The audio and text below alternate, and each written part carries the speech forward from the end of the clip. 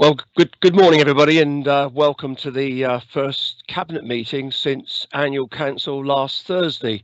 What I would say to my colleague, we all the cabinet members are present, and I'd like to welcome Jill Haynes to her first cabinet meeting today, and just say to colleagues that when you are presenting a report, if you can say who you are, what your role is, and that helps the public to understand what you do in the council.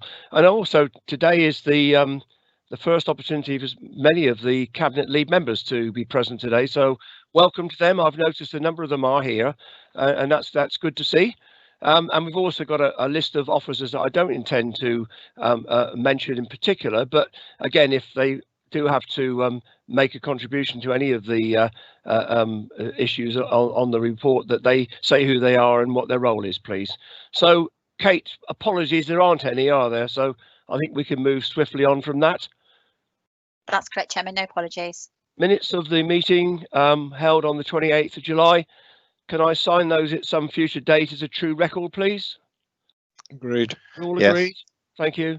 Declarations of interest. Anybody got any declarations of interest they want to draw to attention?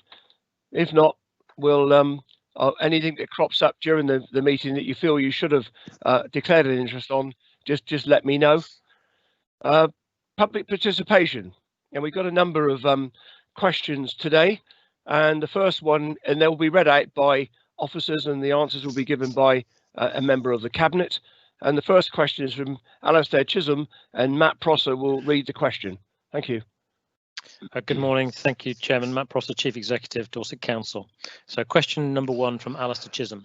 In view of the ongoing crisis in the affordability of housing for younger working people in Dorset, does the Cabinet have any plans to build or provide council houses to meet the growing need for the same?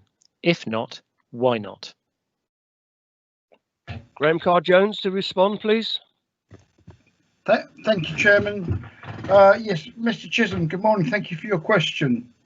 What I'd like to say is that Dorset Council is a non-stock holding authority. It does not have a housing revenue account and therefore is unable to access finance and borrow money to build houses in the same way councils with their own housing stock can. The council works closely with registered housing providers, for example, Astor, Magna and Sovereign, to whom the former district councils transferred their housing stock many years ago. This close working relationship ensures that they are building affordable housing both for rent and for purchase. Registered housing providers have the advantage of being able to borrow money with less restrictions than Dorset Council, enabling them to build houses. They are set up to manage the maintenance and repairs of their properties, something council currently does not have the capacity to do on a large scale. The Cabinet will be considering a report later that seeks approval to invest 4.8 million over 2 years to increase the amount of accommodation for users' temporary accommodation for homeless households. The Council is also using its own land through the Building Better Lives programme to bring forward extra care housing and affordable housing in partnership with registered housing providers. The Council will continue to investigate using the land it owns for affordable housing schemes. In addition, the Housing Enabling Team work with communities to support and develop community land trusts in their local area to bring forward affordable housing for local people. There have been a number of successful projects delivered in the past 18 months. And there are also schemes progressing in development with affordable housing as an offer. The Council's Opening Door website, www.openingdoorsdorset.co.uk, gives more information on these schemes as well as information on community land trusts. Thank you.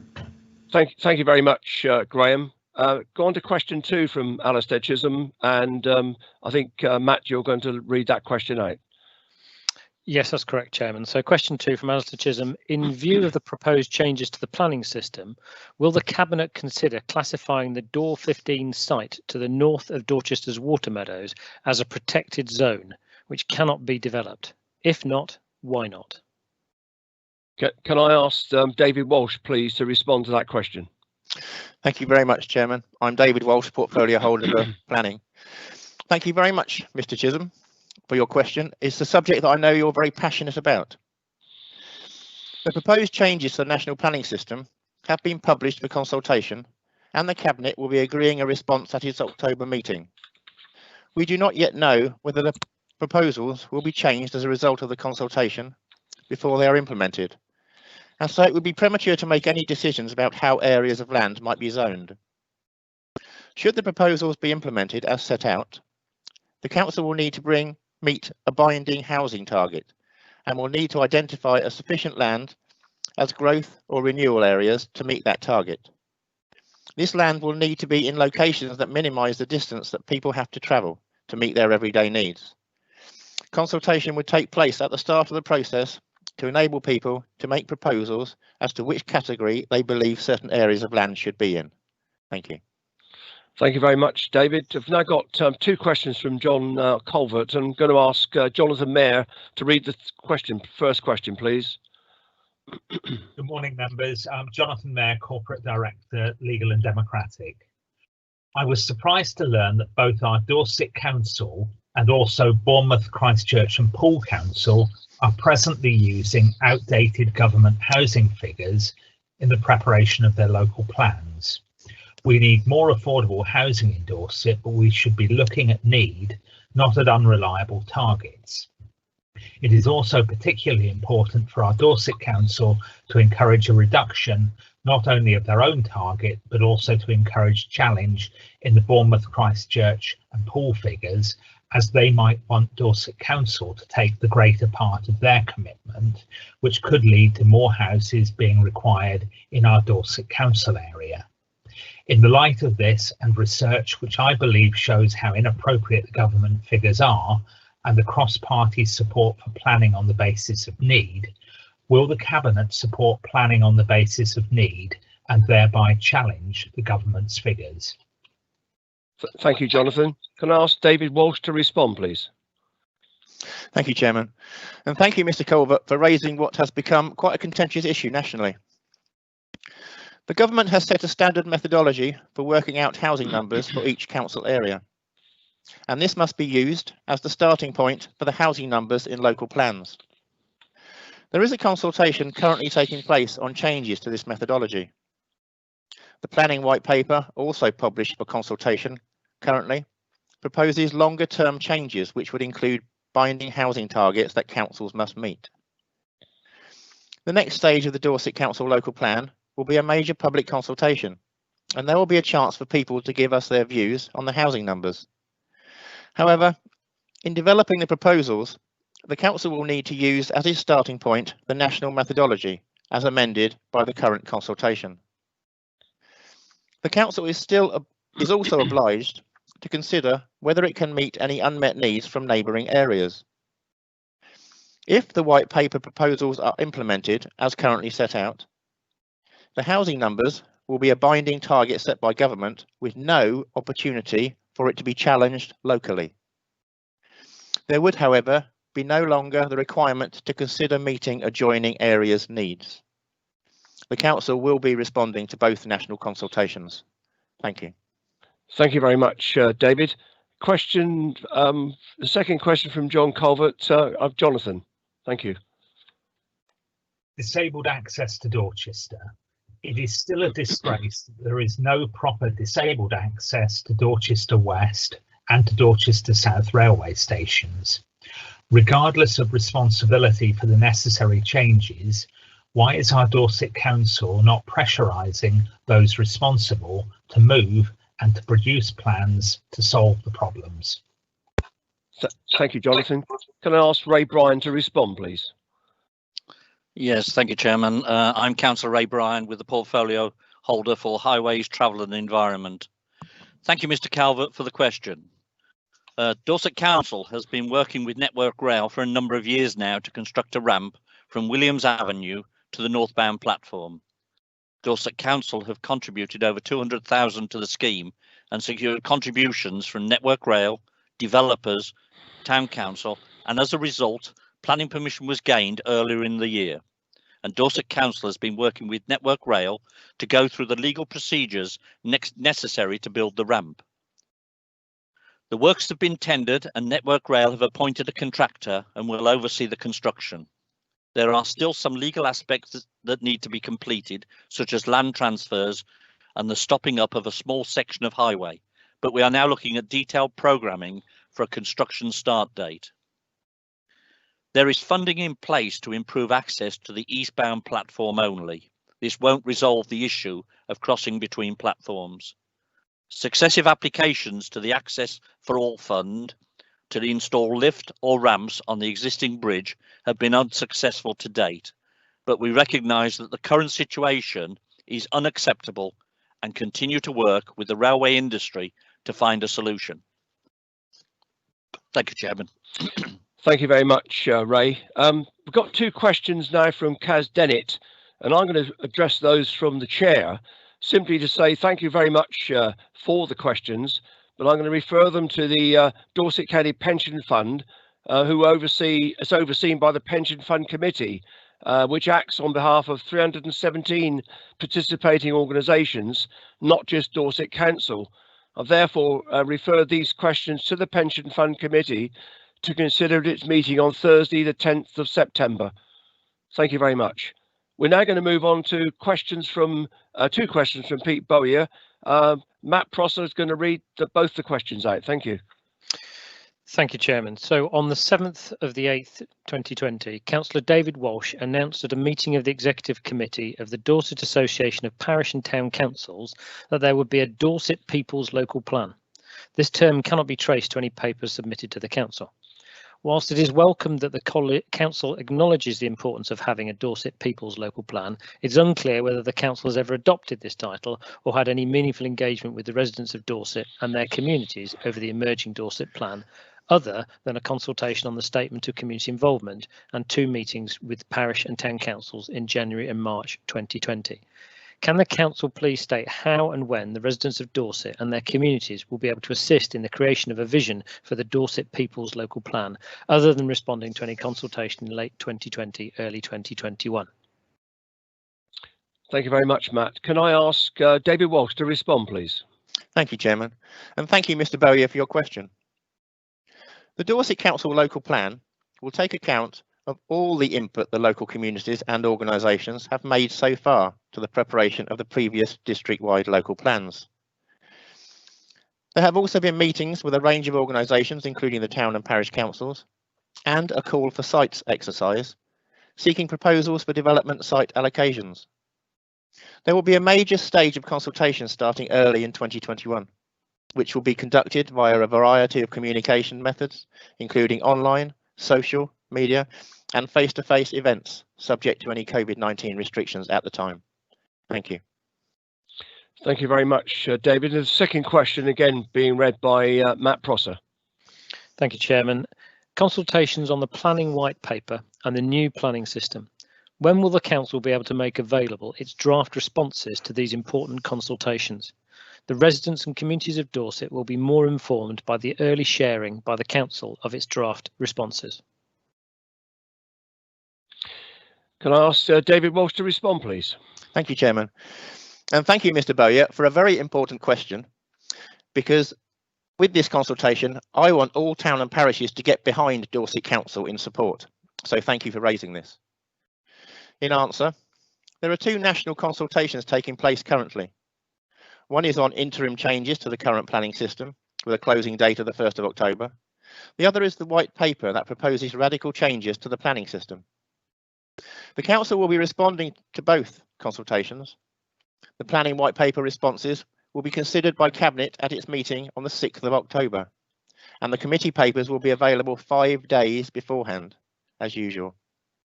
The closing date for this consultation is the 29th of October. And so the draft response will be available in good time to enable residents and communities to see it before the final deadline. Later in 2021, the draft plan will be made available for anyone to comment on its soundness before it is submitted to the Secretary of State for independent examination. Thank you. Thank you very much, David. That brings the end to the public questions. We've now got 4 questions from members of the council, and the first one is Councillor Maria Rowe. Yes, good morning. I'm Councillor Maria Rowe and I'm ward member for Coal Hill and Wimborne Minster East. The climate crisis inevitably affects everyone. However, there is widespread awareness that the impacts of climate change are not distributed equally, and the consequences are likely to be far worse for the most disadvantaged and vulnerable. So there must be a process in place to identify communities that are at highest risk to the consequences of climate change. One would also expect community engagement to gain a greater understanding of actions needed to mitigate or in terms of adaptation to climate change. How does the council identify those who are most at risk from the impacts of climate change, and what is being done to assist the most vulnerable? Can I ask Ray Bryan to respond, please? Yes, thank you, Chairman, and thank you for the question, Councillor Rowe. In order to fully understand the impact of climate change in the Dorset... Can't hear you very well, Ray. Sorry about that. Try something different. Is that any better? That's much better, thank you. Yeah, it's all right. I've got between 2 services at the moment. Right, I'll start again. In order to fully understand the impact of climate change in the Dorset area, excuse me, a scoping exercise will be carried out as part of the Climate and Ecological Emergency Action Plan. The scoping exercise will be aimed at investigating the geophysical impacts, such as sea level rise and additional flood risk, and also the socio-economic implications with particular regard for the disadvantaged and the vulnerable. For example, increased extremes in temperature differences. The result of the scoping exercise will allow the impacts to be fully understood and appropriate actions to be undertaken. The forthcoming Climate and Ecological Emergency Strategy Community Consultation Exercise will be informed by an equality impact assessment to ensure that disadvantaged and vulnerable groups within our communities are fully included in the consultation exercise.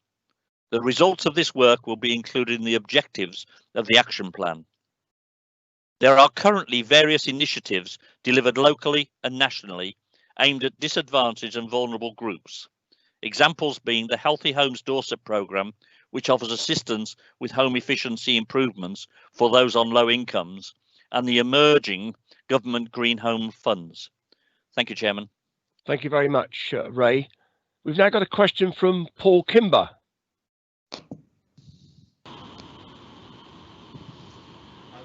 Good morning, Chair. Paul Kimber, ward member for Portland. The question I wish to ask is, many Portlanders were appalled at the vandalism and have, regarding the future, regarding the high angle battery, and what we're asking is what is Dorset's plans, Dorset Council's plans regarding the future of this site. There's so much more we could do with this site than just leave it dormant. Thank you. Thank you very much, Paul. Can I ask Ray Bryan to respond, please? Yes, thank you, Chairman. We share concern about the graffiti and other acts of vandalism that continue to damage this site, which is protected as a scheduled monument. And we agree about the site's importance. It is one of Portland's hidden gems, and especially when considered with other sites along on the south coast, it has much to tell us about Victorian military history. The site deserves to be appreciated by a wider audience. Dorset Council officers have already inspected the damage, and as part of a wider discussion about the site's present and future management, ahead of a wider ranging meeting that is planned for later this month with representatives of Historic England, Natural England and the police to discuss these issues. We are aware that any graffiti removal, if appropriate, needs to be undertaken in a sensitive manner to ensure no additional damage is caused to the monument, and we will be considering how further vandalism can be discouraged. Thank you, Chairman. Thank you, Ray. Next question is from Councillor Brian Heatley. Thank you, Chairman. I'm Councillor for Rodwell and Wyke in Weymouth, and this is a follow-up to a question I asked last year. The draft climate and ecological emergency strategy issued on the 15th of July 2020 refers to Dorset Council securing a certified green renewable energy tariff for electricity supply from September 2020. Could we have a bit more detail about this very welcome development, such as what supplier or suppliers this arrangement has been made with, what proportion of Dorset Council's total electricity is involved, how long the arrangement will last, who has certified the tariff as green, whether the council is satisfied that this arrangement creates genuine additionality in the generation of green energy, how many tonnes of CO2 emissions per annum this arrangement is estimated to save, and any estimate of any price premium that the arrangement has cost. Thank you. Thank you very much, Brian. Can I ask Ray Bryan to respond, please? Yes, thank you, Chairman. The green tariff is provided by npower as part of our energy procurement framework with Laser. All of Dorset's council electricity consumption for the period from the 1st of October 2020 to the 30th of September 2021 will be covered by this tariff, with the option to extend on an annual basis if required. There is 0.065 pence per kilowatt price premium associated with this tariff. There is currently no standard definition of a green tariff. This green tariff works in the same way, however, as other green tariffs on the market, as regulated by Ofgem, whereby energy supplied to the consumer is backed by the Renewable Energy Guarantee of Origin, known as REGO, R-E-G-O, certificates. npower secure Renewable Energy Guarantee of Origin certificates for the equivalent electricity volume that we consume. These certificates are issued for every megawatt hour of renewable generation fed into the grid. They will match an equivalent number of REGO certificates that are valid within a fuel mix disclosure, known as FMD, period to our consumption that also falls within the same period. In claiming CO2 emission savings, we must consider what the reporting guidelines which we must adhere to will actually allow us to report as zero carbon. While other authorities using such green tariffs have made statements about CO2 savings, DEFRA UK greenhouse gas emissions reporting guidelines do not allow green tariffs to reduce an organisation's reported carbon emissions. Instead, we must use the UK national average grid emissions, which take account of all renewable feedings into the grid. It is only through power purchase agreements and/or direct investment into renewable installations that truly additional carbon savings can be generated. The Laser frameworks critically allow flexibility for such an approach, which is something that we are currently investigating. In the short term, signing up to REGO-backed green tariff while pursuing more effective longer-term solutions sends a signal of the demand for renewable energy and the need for reform of the regulation of green energy and carbon reporting. This has certainly been a surge in demand for REGO-backed tariffs, following on from recently declared climate emergencies across the public sector. The following recent article by Regen, R-E-G-E-N, Southwest, highlights some of the failings of REGO-backed tariffs. However, we got here and how they might yet play a role in achieving net carbon zero. On the written report, there is a website that people can log into. Thank you, Chairman. Thank you very much, Ray. Next question's from Councillor Nick Ireland. Thank you, Chairman. I'm Councillor Nick Ireland, representing Crossways Ward.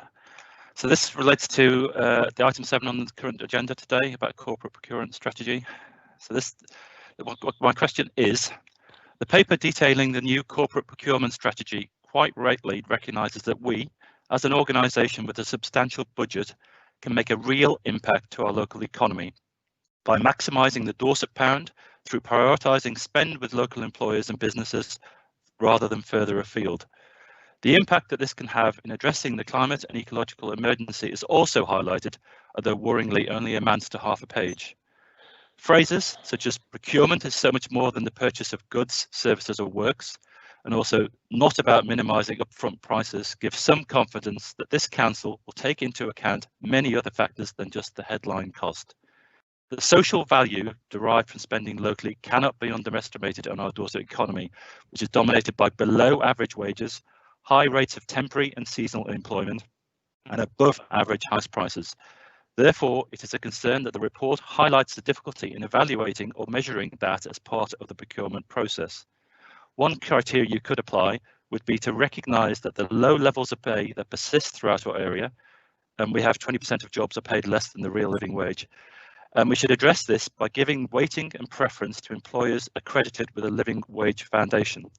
So my question is, will this council recognise the need for all employees to be paid at least the real living wage by ensuring that any business or employer that we enter into a contract with will guarantee that all their employees receive, as a minimum, the real living wage as defined by the Living Wage Foundation?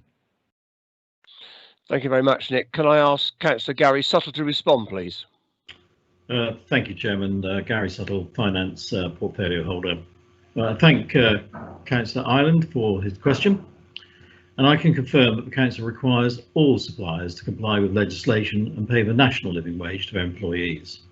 However, to be clear, the procurement strategy does not seek to impose further limitations on suppliers by imposing the real living wage. Whilst I'm new to the finance and commercial portfolio, I know from my own experience in business that the imposition of additional cost on small suppliers can make them uncompetitive. Given the fragility of the local economy, I do not think that we should seek to jeopardise suppliers further. These are uncertain times for local businesses, and with the ending of a furlough scheme, job security is already a concern. Universal imposition of a real living wage on all our suppliers, however well intentioned, could be counterproductive at this time. I'm grateful that Councillor Ireland is supportive of the emphasis the strategy puts on social value, and can assure him the Council will seek the best value for Dorset from every pound we spend. How we do that will depend very much on the individual nature of the goods and services we buy, and the social value criteria for each procurement will be set on a case-by-case basis. Thank you. Thank you very much, Gary. That's the end of members' questions today. We move on to agenda item 6 now, which is the forward plan, which is for us to accept. I will speak to this in the sense that I say this every time, but it is a living document. Anybody will have looked to see how big the agendas are for October and November. There's an awful lot of business for us to deal with in the coming couple of months, and all of it's really important. So I don't want to say any more than that unless any colleagues have got anything to say. I'm just going to suggest that we accept the forward plan as it's set out in the agenda. Can we agree? Agreed. Agreed. Thank you very much. Let's move on to agenda item 7, which is the Council Procurement Strategy 2020-2022, and I'll hand over to Councillor Gary Suttle. Thank you, Chairman. Once again, Gary Suttle, Finance Portfolio Holder. So, stress that the Council has a requirement under the Public Services Act 2012 to account for social value in its commissioning and procurement strategy. Today, I present the Council strategy to you for future procurement. Never more so than now is important that in spending we spend wisely and support the Dorset business community. For government quotes, it means the best mix of quality and effectiveness for the least outlay over the period of the use of the goods, services or works bought. It is not about minimising upfront prices. However, I believe this is also about a common sense approach to procurement. I think a sensible test that we should all adopt is, if you bought it for yourself, would you pay this much for it? And that's something that I want everyone to think about in the future of procurement. The paper itself, I believe, is self-explanatory, but I'm very happy to take questions. Thank you, Chairman. Thank you very much, Gary. Any questions from Before I open the debate to members of the cabinet, are there any other members wishing to comment on this particular item? I don't see anybody with hands up anywhere or request to speak. So on that basis, I'm going to assume there aren't. Gary's right. It is really, and I appreciate Nick's question earlier on. It's a really important piece of work around this. Strategy is vitally important, not only for the council, but also for the local economy and so on and so forth. So all I shall say is that the recommendation is that we adopt the strategy as set out in the report. Can we agree? Agreed. Agreed. Thank you very much. We'll move on to agenda item 8 now, which is the Dorset Council Plan Performance Update. I'll hand over to Peter Wharf. Thank you, Leader. Councillor Peter Wharf, Deputy Leader and Cabinet Member for Corporate Development and Change. Members and members of the public will remember that we put in a huge amount of effort in developing the council plan and identifying the 5 themes: economic growth, unique environment, suitable housing, staying healthy, safe and well, and climate change being an overarching theme that would affect all of the other 5 themes. This is the first report on the performance against the council plan, and we committed to report at regular intervals to the cabinet and therefore be open to the public, so that not only did we agree our council plan and the 5 key themes, but that we report against it. And this is the first one that's come to cabinet. Excuse me.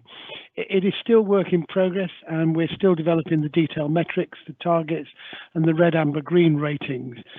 And you will see later on in the report, each of the 5 areas has a verbal description related to that area, and then there are red, amber, green status reports. This report contains some difficult messages. We are facing significant challenges in terms of the provision of housing, attainment amongst pupils, particularly but not exclusively children who are disadvantaged, and the percentage of 16 and 17-year-olds not in education, employment or training, sometimes known as NEET. The number of apprenticeships is also reducing, but we welcome the news over the summer that government will be investing 1.6 billion in scaling up employment support schemes, training and apprenticeships. Clearly, some performance has been impacted as a direct result of COVID-19. We're working hard with our partners, particularly schools, to address this, and other items on today's agenda also aim to address it, such as the Homes Dorset Business Plan. It is also clear that COVID has had a direct impact on our local economy.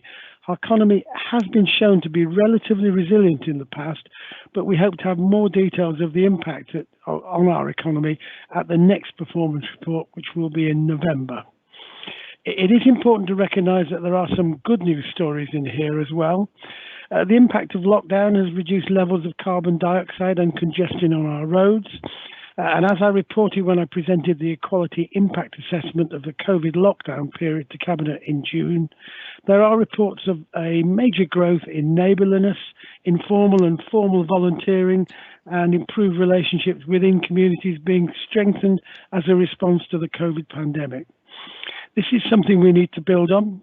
Having heard a great deal of concern raised by my fellow councillors during the Equality Impact Assessment process about digital exclusion, I'm pleased to say that and to see that the progress with the rollout of broadband is going well, whilst those who don't have it may dispute that. The fact is we are making some major inroads into the provision of broadband across rural Dorset, and we are also arranging for a meeting with the Minister and a local MP to representative of all MPs to lobby the Minister for improved broadband. I commend the report. It does contain some difficult messages, but in a spirit of transparency and making sure that people can see how we are progressing against our council plan and priorities, I think this is a good start. There is more to do, both in the preparation of the report and obviously in the response to the report green, red and ambers that you see in the report. Thank you, Chairman. Happy to take questions. Thank you very much, Peter. Before I open the debate to the cabinet, is there any colleagues wish to address the cabinet on this matter? I don't see anything in the chat box, So I'm going to assume not. Colleagues across the cabinet, anybody wish to speak on this item, or can I bring it to? Can I sum up on it? Spencer, Okay. can I just make a comment in the chat line? There is a comment that it may be the subject for overview in the future. Yes, I saw that, Peter. I would absolutely welcome that. Yeah. And I think this may be a subject for overview ongoing, to be completely honest, because I think what this will do is highlight those areas that overview and scrutiny should investigate. And I think that's to be welcomed. Thank you, Chairman. Yeah. And I echo that. I commend Darryl for suggesting it. I think it's a very sensible approach, and it's an example of what the new overview arrangements can benefit the council going forward. So if I've got nobody else wishing to speak, we're going to the recommendations note the progress against our council priorities. Peter, we've been very honest about the difficult challenges ahead, and there were no suggested additions at this stage. So can we agree? Agreed. Agreed. Thank you very much. We're now going to go on to agenda item 9, digital platform, and it's Peter Wolf again. Thank you, Peter. Chairman. Thank you, Chairman. I won't introduce myself again. I'd just like to talk a little bit about the context of this before we go into detail. The context of this relates back to as an organisation being put together with 5 different organisations with 5 or even in some cases more measurement systems to understand how we were progressing related to a variety of issues. We also had a variety of different ways that we manage customers and their inquiries, and there was very little interface and interconnection between customers. So what I'm going to do is I'm going to really do 5 things. I'm going to talk about what we're trying to achieve. I'm going to talk about what we have now. I'm going to talk about why we're doing this. I'm going to talk about what do we want to buy. And I want to talk about how we are funding this situation and our approach to implementation. So what is it we're trying to achieve? Well, we are trying to achieve an easy and consistent way to interact with the council online, because we want to provide really good online services focused on the customer needs. So most people choose to enjoy them and enjoy them, using them, and freeing up staff capacity for those who need more detailed support. We are trying to achieve a customer account to track dealings with the council so that you don't need to log in all the time, unless you want to receive updates. We want to be able to, where appropriate, to share details once of people who've contacted the council and reuse it for different service interactions to save typing in the basic details over and over, and to save asking people the same question over and over. And anybody who used a helpline will know the irritation of giving your details, being passed to somebody else, and then having to give your details all over again. Sends me crackers. We want to be able to have the ability to transition easily between contact channels. So if I start to do something online but need help, I can call the contact centre and they can see what I see and they can help me. We can start to be proactive, for example, once we join up our customer information. So for example, if I apply for a blue badge, it could trigger a prompt for whether I need assisted bin collection service. That's a small, but it's really quite an interesting potential change that we make, and it will attempt to automate processes as much as possible to strip out manual processing by staff where there's no value added and the potential for getting it wrong in one form or another. So what do we have now? Well, I think most people are aware that we have multiple silo systems containing customer information, and there is, as we say in the trade, no single version of the truth. Lots of inefficient customer contact via email, contact forms, PDFs, paper. So if a customer walks into an office, the person dealing with them will have little or no visibility of the dealings that they may have had with the contact centre, online or other services within the council. And our process is inconsistent across services. So if I request and pay for one service, it could be a completely different experience for another within the council. And we have limited integration with back office systems, and therefore we are unable to track progress of the majority of online services that we have. So I think why, probably I've just answered itself. The business case for local government reorganisation identified that the new council should optimise the use of digital to improve services, empower users and generate efficiencies and savings.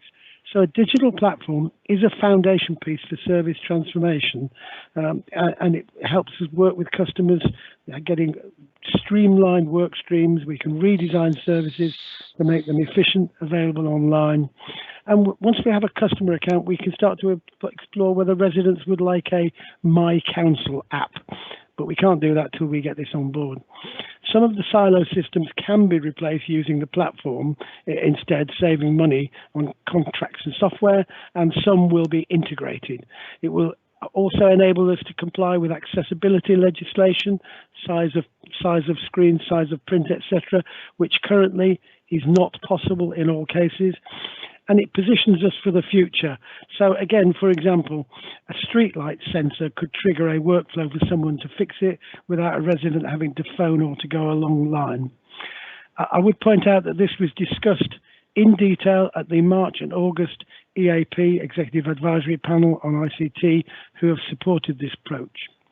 What do we want to buy? We want to buy a flexible toolkit that will enable us to develop components to deliver these online services, which will come with some pre-built functionality, and we'll then use the platform because that will belong to us rather than the supplier. And it will be open for us to enable and share and reuse with other authorities in the spirit of the digital declaration, as it's sometimes called. The platform will not replace all our systems, for example, DES, which is the Dorset Enterprise System, but will enable us to replace smaller systems, for example, Exchange, FIS, Family Information Services, Nexus, and these examples being replaced will save at least 35k per annum. So how are we funding this? Well, through our existing ICT budget, swapping out our existing website and customer relation management products as contracts expire. So the 3-year contract is going to cost us 540k. Sorry, the 3-year contract value is 540k. Transformation funds for additional capacity to inject some momentum is 450k, and this will be used to work with customer services to systematically review and redesign each service through the council. This is not a quick fix project. It's a new approach that we will take some time towards achieving our goals. The savings of 310k per annum have been calculated based on our previous work, and it will probably take us about a year to get to saving that in full scale, and it will take us about a month or two to mobilize the contract, and then another 6 months to start the savings.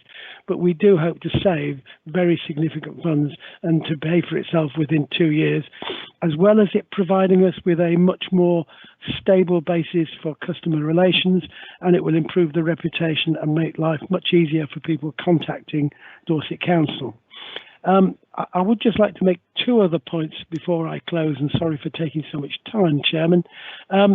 I would ask that Cabinet members and Cabinet leads, now we've agreed this, that they talk to the IT person who is leading on this project, Lisa Tricky, and I spoke to her at some length this morning, because this is going to affect every single area within Dorset Council, and it is important that Cabinet members talk to Lisa, and leads as well, talk to Lisa to identify how it will affect their area, and it is possible that you will be able to change the prioritisation sequence of implementation.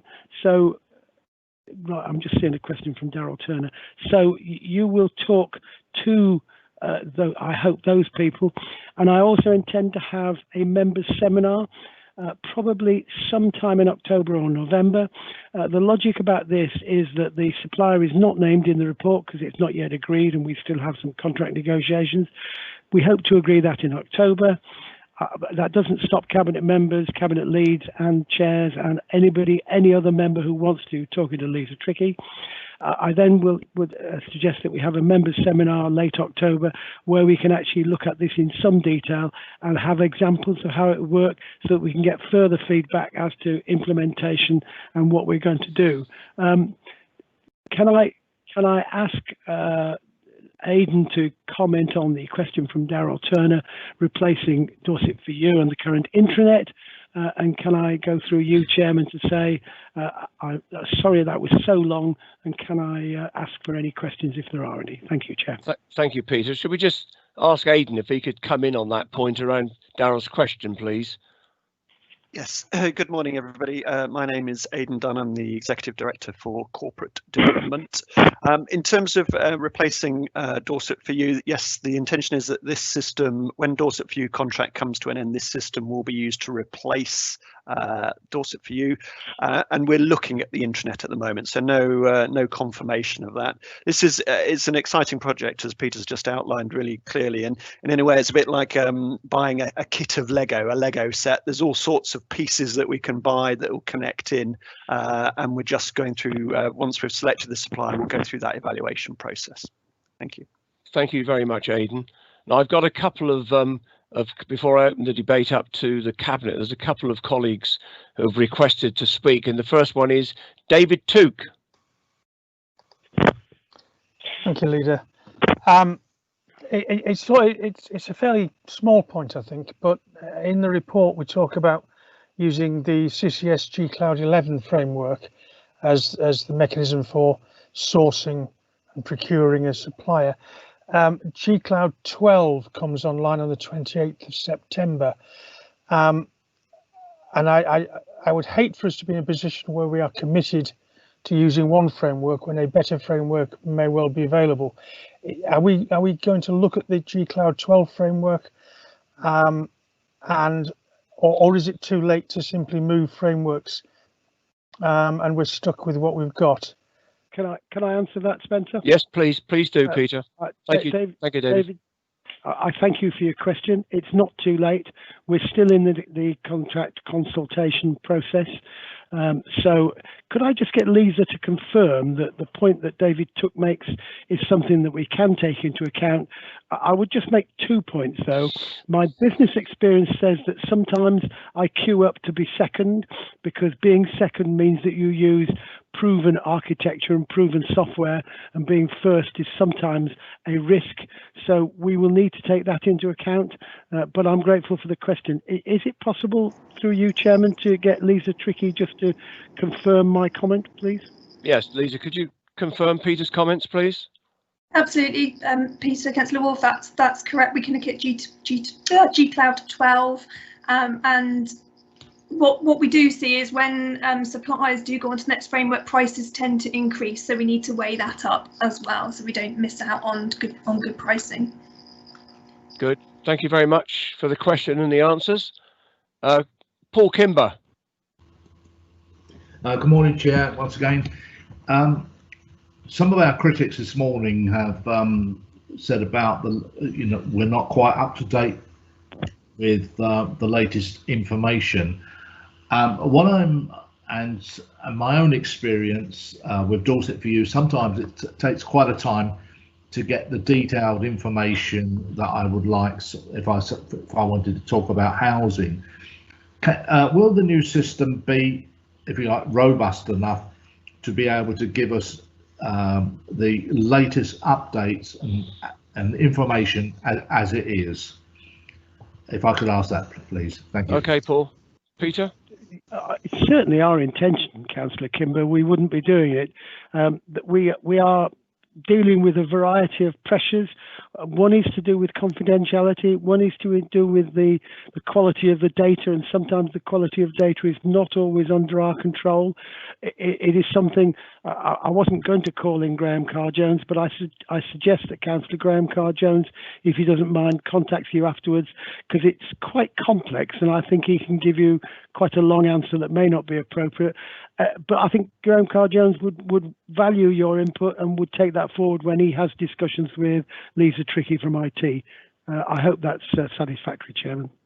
Thank you very much, Peter. There are no other requests to speak, so I'll open this up to the Cabinet. Is there anything you wish to add, any members of the Cabinet, or can we agree the report before us? Agreed? Agreed.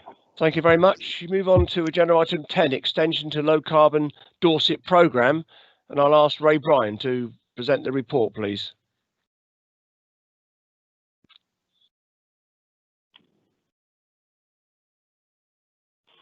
Where's he gone?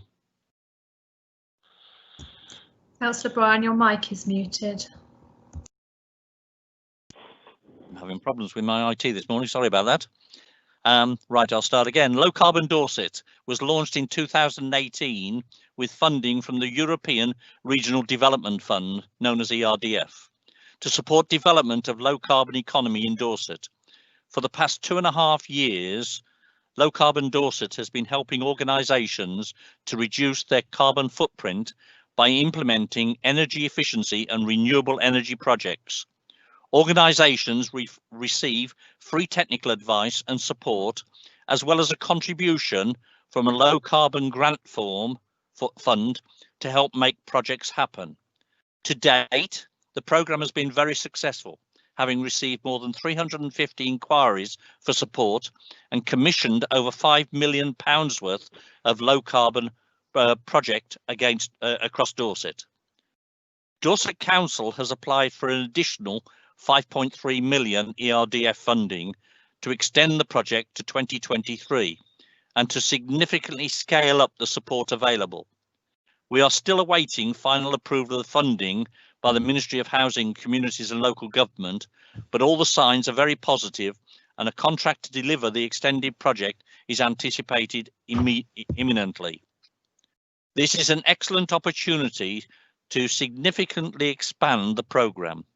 It represents a low risk to the Council, with match funding being provided by those organisations benefiting from the programme.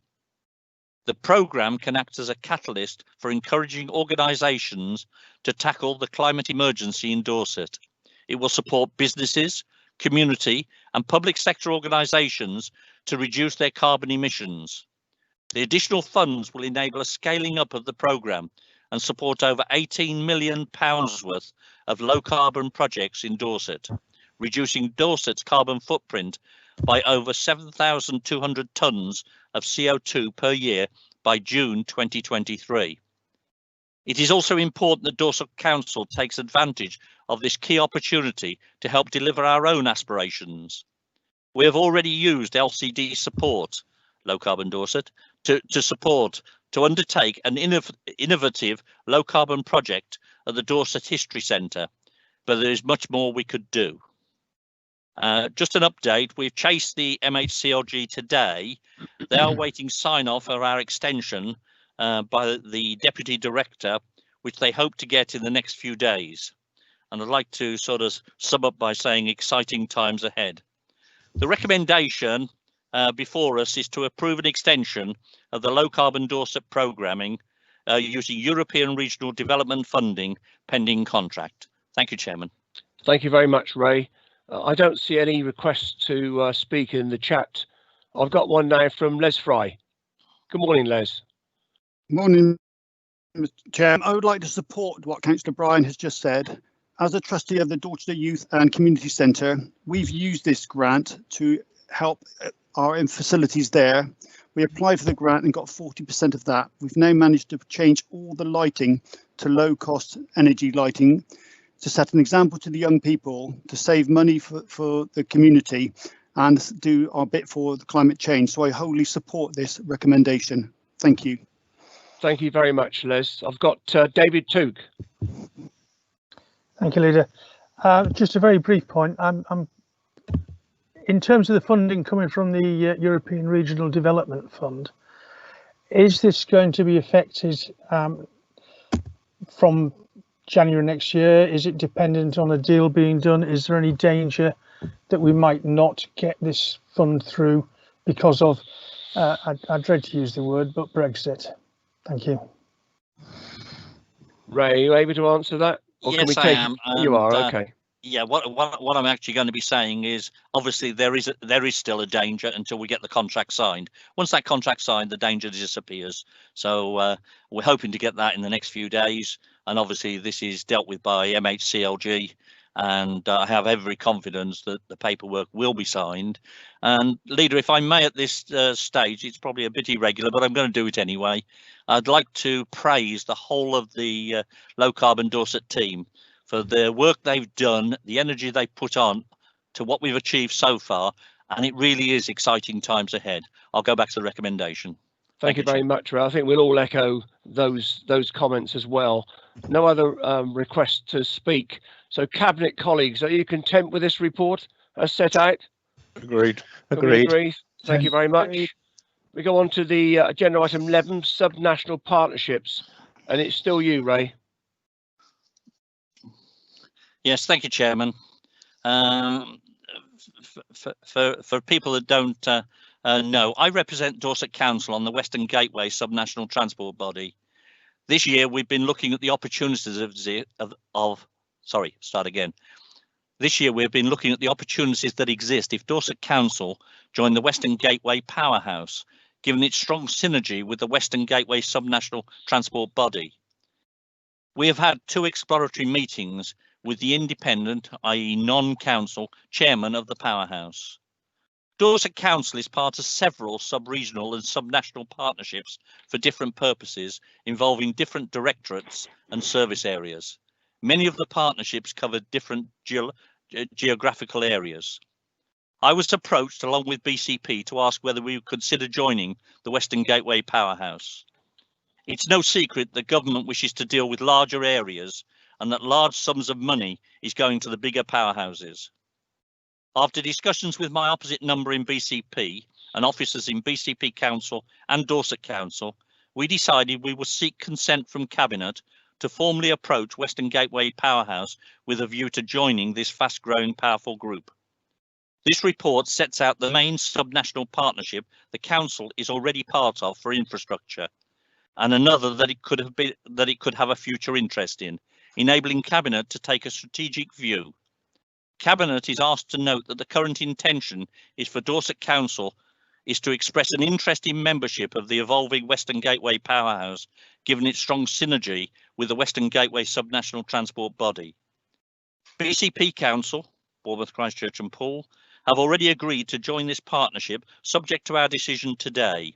And if this council also joins, the Dorset area is then best placed to benefit from future government infrastructure funding and other funding.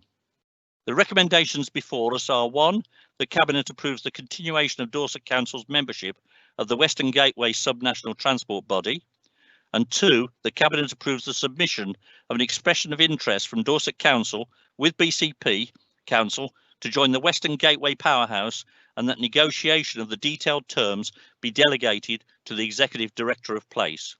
I ask fellow Cabinet members to accept the recommendation as per the report. Thank you, Chairman. Thank you very much, Rev. I think I've got a request to speak from Paul Kimber. Yeah, thanks. Thank you, Chair. It sounds like our own version of the Northern Powerhouse.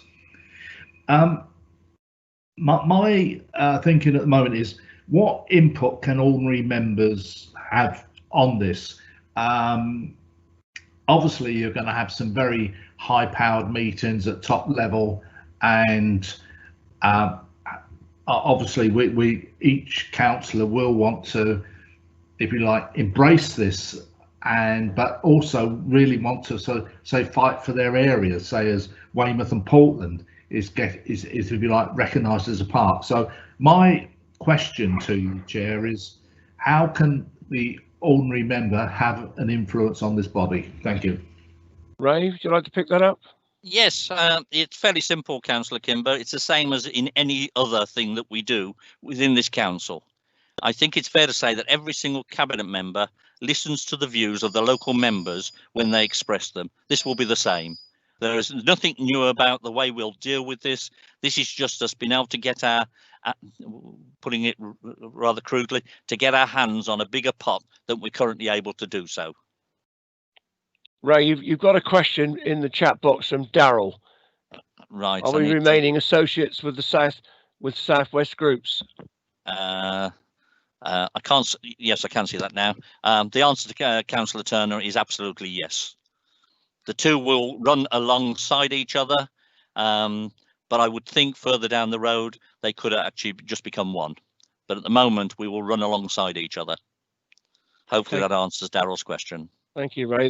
There aren't any other requests to speak. What I would say, Ray, before I open it up to the Cabinet, is that I'm convinced that powerhouse in the title does attract significant government attention, not only attention, but hopefully funding as well going forward. So I know there's a wish at government level to get some scale into some of these organisations around the regions to help us drive the economic recovery that I'm sure we all wish for. But that would be right, wouldn't it? Yes, the Minister's made it very clear that he wants to deal with a lesser number of authorities. By people joining powerhouses, it gives him that opportunity.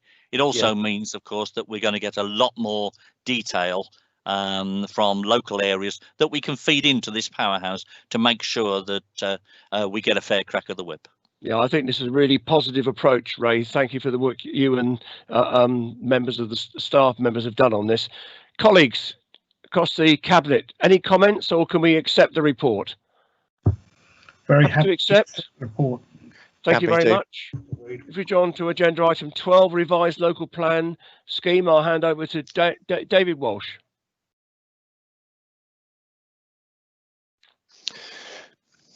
Thank you, Chairman. Yes, it's Councillor David Walsh, portfolio holder for planning again. And this is looking at a revision to the local development scheme. Firstly, I would like to clarify a point that you will no doubt have picked up. In that the appendix to this report, the LDS itself, reads that the local plan consultation will be in January. The covering committee report still reads at paragraph 9.4 that it will be November. January is the correct timeline, and personally, I'm very pleased that rather than consulting across the Christmas period, we may, with government guidance, be able to hold actual physical face-to-face consultations that we are used to doing. That will be in January next year, because I want as many people in Dorset that live in Dorset, work in Dorset, to respond to this consultation.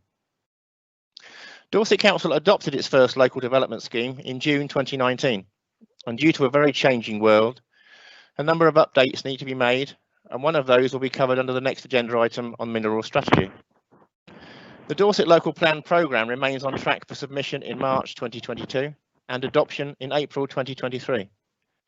But the initial public consultation will be delayed by a small amount of time in order to allow for the completion of some of the necessary evidence-based work that was delayed because of the coronavirus pandemic, in that following government guidelines, officers were unable to visit the sites necessary. These amendments, together with updates to the information on neighbourhood plans and supplementary planning documents, have been made from the revised local development scheme. Members will be aware that the government has recently published a consultation paper outlining radical changes to the national planning system. This will affect the preparation of the Dorset Council local plan significantly, and if the proposal are brought in, the work programme will need to be revised once more. As local planning authorities need to maintain an up-to-date local development scheme so that those who are interested in or affected by future local plans know when and where they're due to be prepared and when they will have the opportunities for involvement, and so will be sure to be kept up to date, with town and parish councils and all necessary stakeholders informed. And so with that in mind, I put forward the recommendation that this revised local development scheme be agreed for publication. Thank you, Chairman. Thank you very much, David. I don't see any requests to speak on this item. It's really, as you say, a refresh.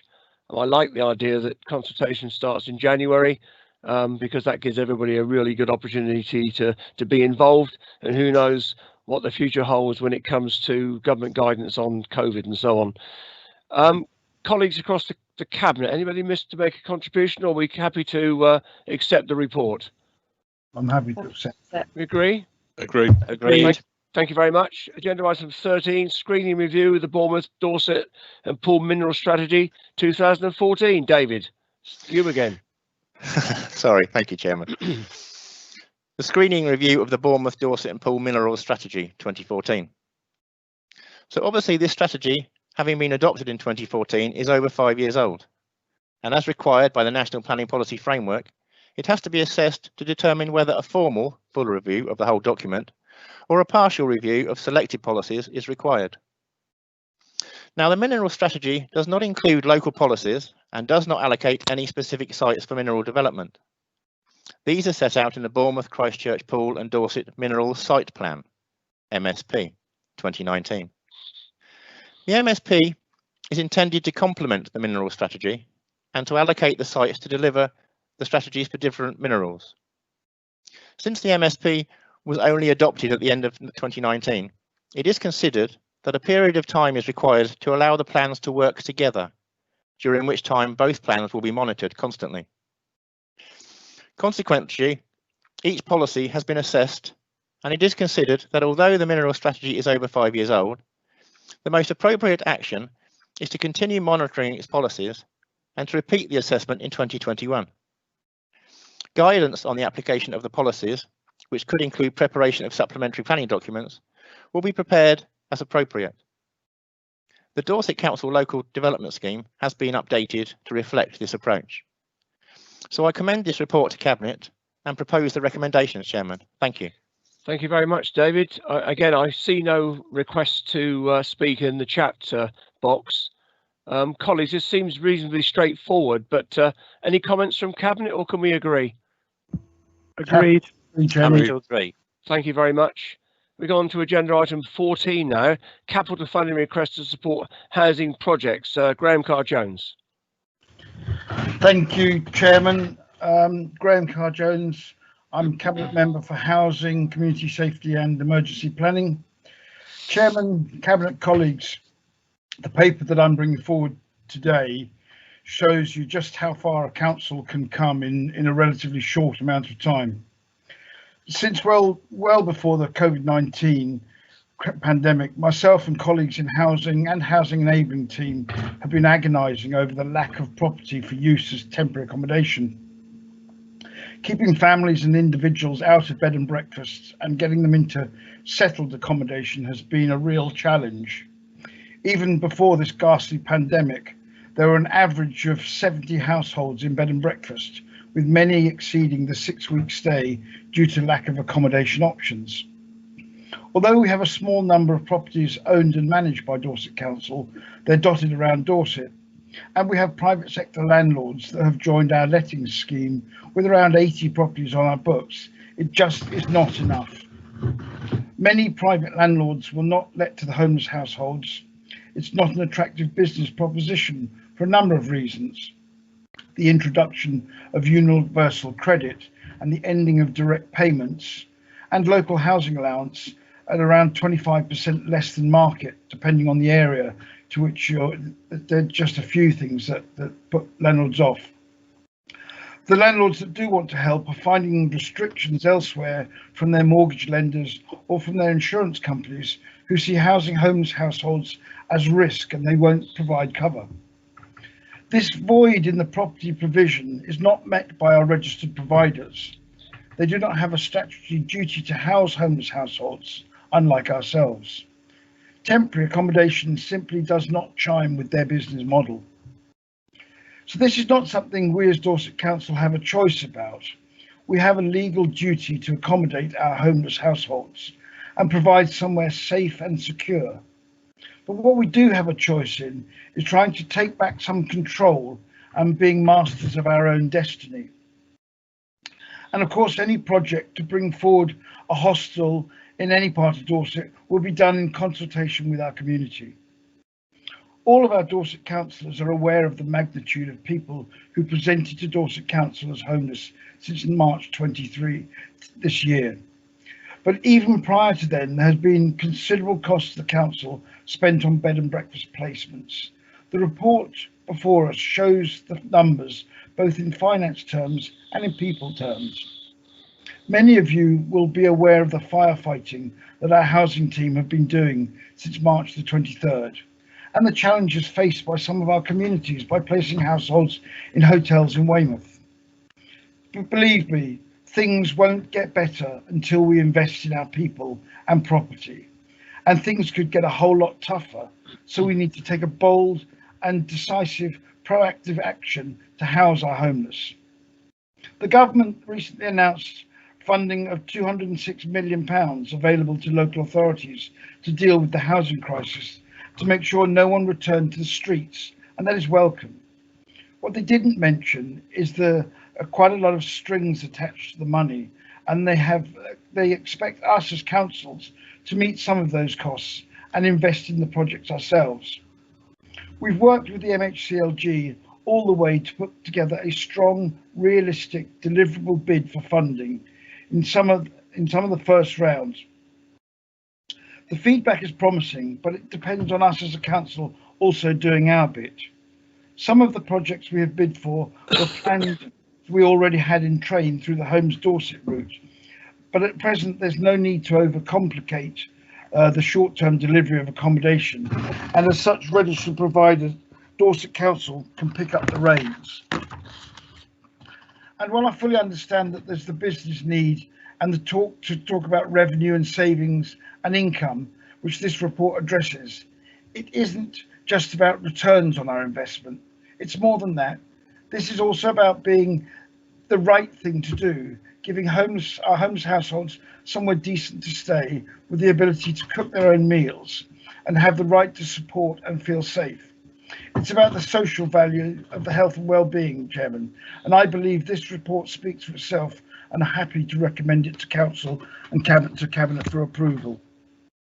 Thank you very much, Graham. I don't see any requests to speak on this item. Can I just add to what you've said, because you're absolutely right, there is a social value, a social dimension, massive social dimension to this. I think it's a progressive approach. And I think this is a great way forward, and it is an investment. We don't want to see people in B&B unless it's no other choice. And I think this gives us that opportunity to reduce the number of people in B&B, and that in itself has a massive social benefit in it. So colleagues across the Cabinet, any comments, or can we agree? Agree. Happy to agree. Thank you very much. Great. And the last item is item 15. Can I just come back for 1 second? Would you mind, your indulgence? Yes. Chairman, today is the last Cabinet meeting that Rebecca Kirk's going to be with us. Oh, yeah. And I want, just on behalf of Dorset Council and the housing team. You've gone, I can't hear you. Been dedicated. Been a really tough time, and I wish her all the very best for the future. Thank you. I think we could all say here to that, Graham, and I'm glad you asked me to give you that indulgence, because well deserved, and good luck to Bex in the future. Right, let's move on then to agenda item 15, Climate and Ecological Emergency Executive Advisory Panel, Ray. Yes, update. Thank you, Leader. It's a fairly brief update today. You'll be pleased to hear. You've heard enough from me today. I'm just going to report to Cabinet and fellow EAP members that progress is going ahead on the costing of the suggestions that we put forward, the strategy. That's now being in the process of being costed, and that'll be ready for the October Cabinet. In addition, the preparation work is going ahead for the consultation document, which once we get past Cabinet in October, which I'm sure we will, then we can get on with the consultation program and sort of move ahead fairly swiftly. I'm going to take this opportunity to thank all the EAP members for putting up with me over the last sort of 14, 15 months, and thank them for their input. And I think they've done a cracking job on getting this together, and I really do look forward to playing a part going forward on making sure that we do what's right for Dorset. Thank you, Chairman. Thank you, Ray, and well said. And I'll echo those comments. I think it's been a great piece of work. It's taken a little while. It's a great piece of work, and I'm sure it's going to be the cornerstone of us going forward with it in a very positive and constructive way. Right, colleagues, there are no urgent items, so I'm going to bring the meeting to a close at 11:13. Thank you very much.